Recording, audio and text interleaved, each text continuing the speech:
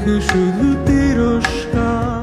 নানা বিতর্ককে পাশে রেখে হানিমুনের উদ্দেশ্যে রওনা দিলেন তাহসান ও রোজা আহমেদ। তাহসান ও রোজা আহমেদের বিয়ের খবর বর্তমানে সোশ্যাল মিডিয়ায় আলোচনার কেন্দ্রবিন্দু। তাদের বিয়ের ছবি এবং শুভেচ্ছার বন্যা ছড়িয়ে পড়েছে নানা পোস্টে। তবে অনেকেই করছেন আলোচনা সমালোচনা, নানা রকমের বিতর্ক ছুড়ে দিচ্ছেন অনেকেই। তবে এই সবকিছুকে পাশে রেখে বর্তমানে সবচেয়ে বেশি কৌতূহলের বিষয় হচ্ছে তাহসান ও রোজা আহমেদ হানিমুনে কোথায় যাচ্ছেন।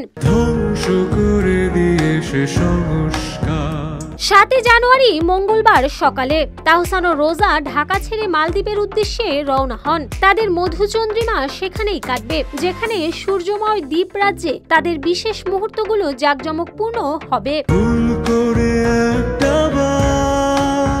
তাহসান তার নতুন জীবনের শুরুতেই শখ মেটাচ্ছেন সৃজনশীলতার মাধ্যমে। বিয়ের 2 দিন পরেই তিনি একা ঘর আমার নামে নতুন গান প্রকাশ করেন, যা তিনি নিজেই লিখেছেন এবং সুর দিয়েছেন।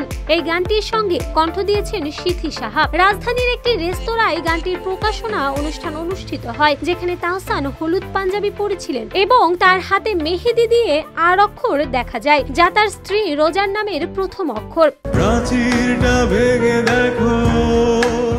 তবে বিয়ের আনন্দ হোক, নতুন গান এবং হানিমুনের মতো বিশেষ মুহূর্ত মিলিয়ে তাহসানের জীবন এখন রঙিন অধ্যায়ে পরিণত হয়েছে।